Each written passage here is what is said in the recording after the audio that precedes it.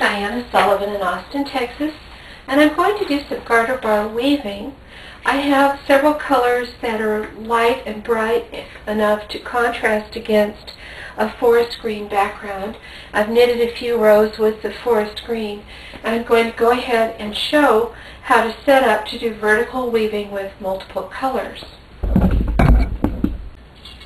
You need to get set up and then the fun begins. Now on each end of the garter bar I'm just using a large paper clip and I'm poking it through an eye.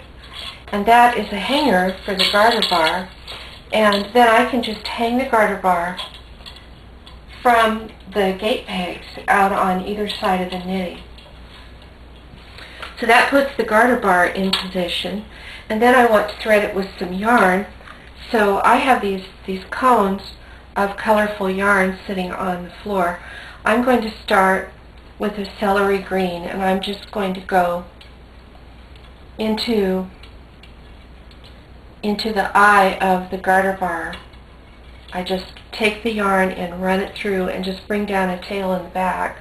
So there's the green, and then I have a kind of a red-orange color. I was going for a nice contrast to this dark green. Same idea, I just want to poke that through the eye of the garter bar. If I can get that to go in.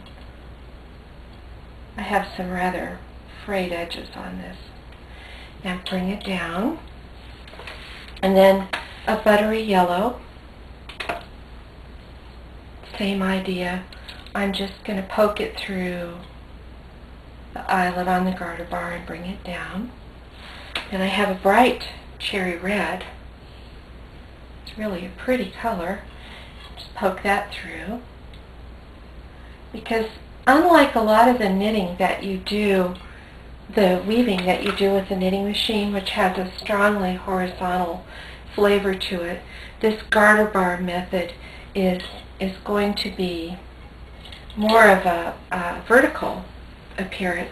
Now, I'm a little bit off center, so I'm just going to move the whole garter bar before I begin here so that my yarns are all squarely in front of the knitting. And you just move the garter bar around as you work with this. I find that I move it a fair amount. And to weave it for the first time, I'm simply going to bring out every fifth needle so that I can demonstrate a simple zigzag with the 5 colors. So to start with, the yarn has come out of the garter bar and it's just going to hang down like this behind the garter bar. And let me get this next one. Because after the first one, I'm going to use yarn from the garter bar eyelets to do the weaving. So this first one, I want it to kind of come from the back. And I'm just going around it to one side.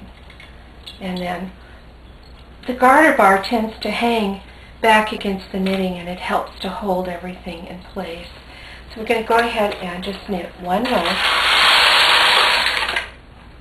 Now, if I wanted a simple zigzag design, what I might decide to do is choose the stitch that is one needle to the right of all the stitches that I chose the first time.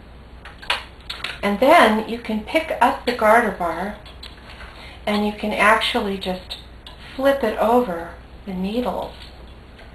And that's, really pretty fast and easy. And then I'm going to go over to the right by one more stitch again. Of course, there are a lot of patterns that you could weave in, but this was just a really simple way to begin. And I'm just going over it clockwise each time. If you don't like the tension, you can just tug the yarn down a little bit and smooth it out. And in my case, I think my garter bar is going to need to come a little to the right now to get the next one. So I'm picking up the next needle over and just lifting up. I have to move the carriage all the way out of the way.